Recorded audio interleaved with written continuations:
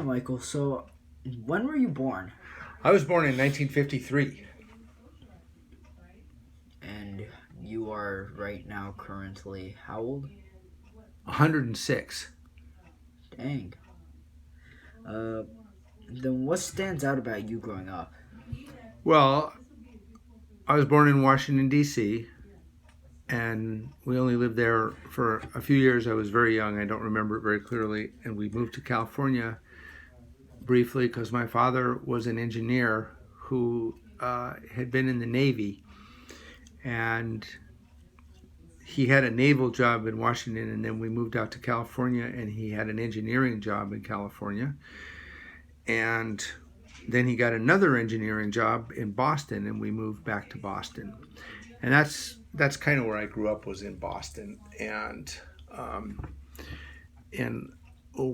my friends and I lived on our bicycles, on our 3-speeds, and we used to take bike hikes. And what I remember best about growing up was riding on these long bike hikes. The longest bike hike we took was to Gloucester, which was a city on the ocean. And the round trip from Lexington, where I was living, was 70 miles. So we rode a 70-mile bike hike in one day. Left early in the morning and came back. We rode all the way out there. We got fried clams. And then we got on our bikes and we turned around and rode back to Lexington.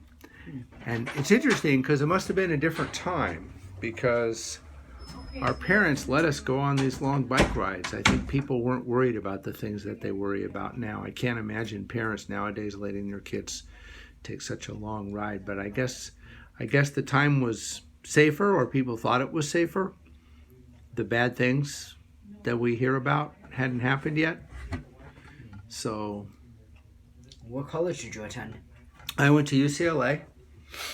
And that was in 1971, and it was during the height of the Vietnam War. Did you get drafted? I did not get drafted. I was in the first draft lottery, and so I was lucky. I escaped the draft, but I knew people that didn't. Well, what was your number? I was 174, and the way the draft lottery worked was if you were 150 or below, then you were eligible for the draft, and you received a draft notice, and you had to go and register for the draft and probably serve. If you were above 150, you did not have to do that. And they just put all the dates of the year into a lottery and pulled them out, and the first 150 names had to go, but they gave everybody a number. Everybody got a number. They pulled the numbers for all 365 days. So that was an interesting experience. So the reason that they did that is because they were trying to wind down the war, because we had been involved in the war by then for quite a few years, and we'd been involved in the war in a big way since the time I was a kid. And so the lottery was a political statement from the president and the draft board that we were winding the war down, that we weren't going to just be drafting willy-nilly anymore, but only certain people. So they did the lottery, I believe, for 3 years, and I was in the first one, because the war ended in 75. Did you go home? Did you go to a physical box office to get it, the draft number, or? No, they did it. No, they did it over the radio. They actually called out the numbers over the radio, and in fact, we were so worried about it. My roommates and I at UCLA, we were living in the dorms at the time. You should always, when you go to college, you should always live in the dorms the first year, because that's how you get to know the school and that's how you meet people. So me and my friends, we drove to the beach and we stayed up all night. And then early in the morning, they read all the numbers, all 365 numbers. They just read them in order. Number 1, such and such a date. Number 2, such and such a date. Number 3, such and such a date. So my date was 174. But one of the people I was with, Hank Haldeman, his number was number 9. And so that caused a big shock wave to go through all of us sitting in the car because we knew that Hank was going to get drafted. But he wasn't, because his father was H.R. Haldeman. And H.R. Haldeman was Richard Nixon's chief of staff and his number 2 man in the White House, the most important person in the White House besides the president. And so we all knew that Hank probably wasn't going to have to go because of who his father was. And it turned out that that was the case. Although at the time we weren't sure. At the time we all said the bad words and we said, oh my God, Hank has to go. Or does he? And he wasn't talking. Wow. So were you worried about being drafted? I was terrified of being drafted. I didn't know what I would do. If I had had a low number, I didn't know what I would do. I didn't know if I would go. I didn't know if I would refuse to go like Muhammad Ali and go to jail instead, or if I'd run away and try to go hide in Canada or live in Canada, because that's what people were doing at this point, because the war was very unpopular and I was against the war. I didn't believe in the war.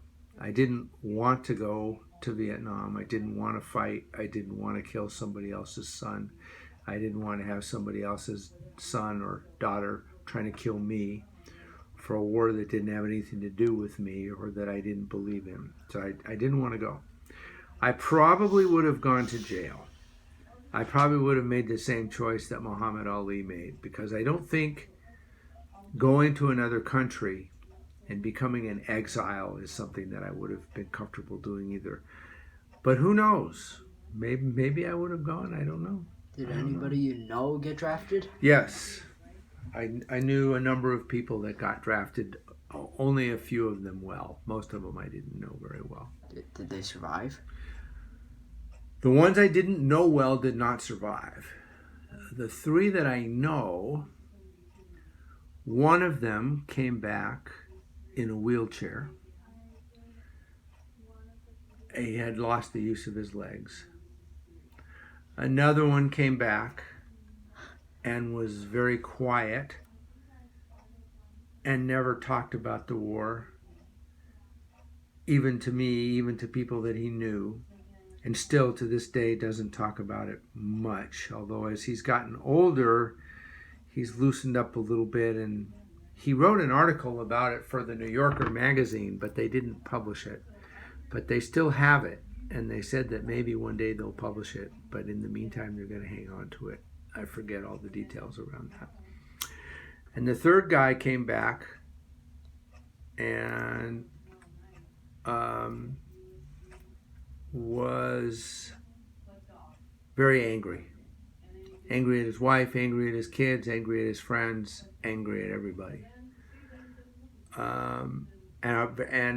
And was a very hard person to be around because he was angry all the time and volatile. You never knew what he was going to do. And he had a friend that I didn't know who also went to Vietnam, and the 2 of them hung around together.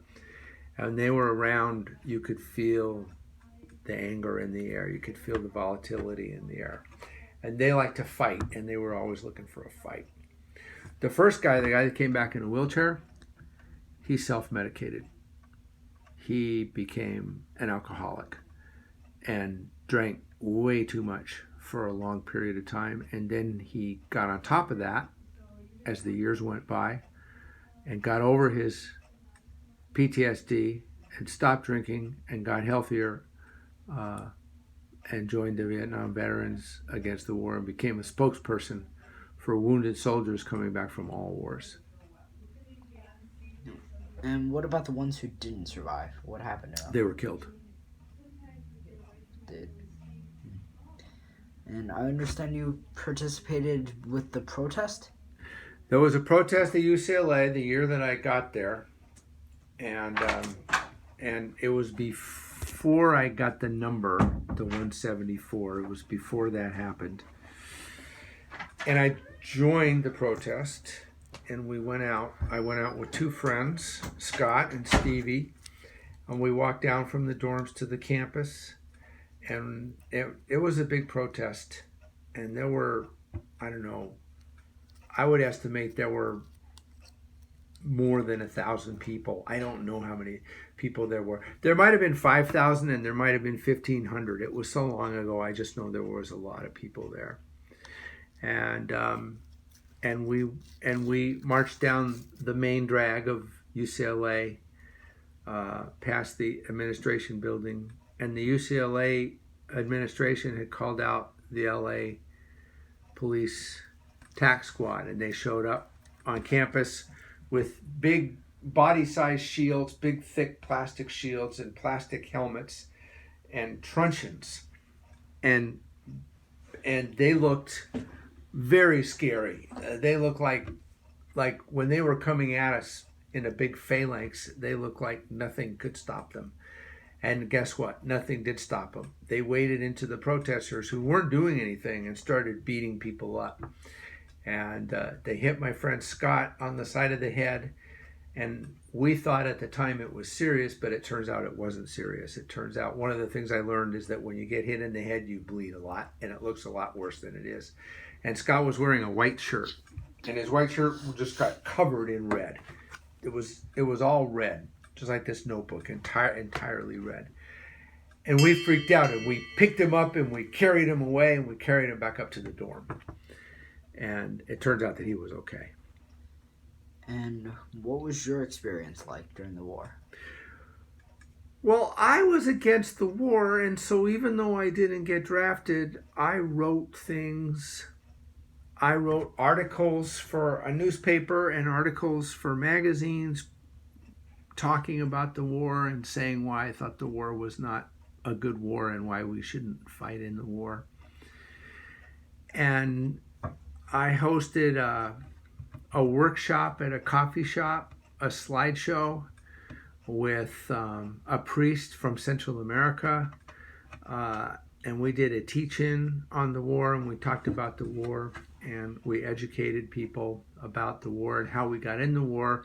We talked about the history of Vietnam and the French involvement and the Japanese conquest and the fact that the Vietnamese had been fighting to get out from under somebody else's power, now the U.S., for basically the last 50 years.